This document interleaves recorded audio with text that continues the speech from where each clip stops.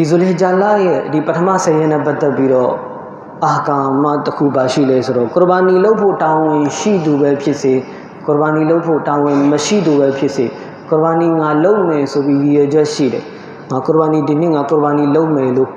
ရည်ရွယ်ချက်ရှိတယ်အီရာဒါရှိတယ်ဆိုလို့ရှိရင်ဒီဇူလ်ဟဂျ်လာစမြင်တဲ့အချိန်ကစပြီးတော့ကုရ်ဘာနီလုပ်ပြီးတဲ့အထိကိုလက်သေးခြေသေး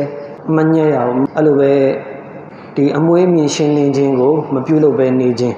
အဲ့ဒါတွေဒီမုစတဟဘ်ဖြစ်တယ်မုစတဟဘ်ရှရီယတ်မှာဖရဇ်တာဝန်ရှိတယ်ဝါဂျစ်တာဝန်ရှိတယ်ဆွန်နတ်ရှိတယ်မုစတဟဘ်ရှိတယ်မူဘာရှိတယ်အဆင့်အဆင့်ရှိတယ်အဲ့တော့မုစတဟဘ်ရဲ့အမိတ်ကတော့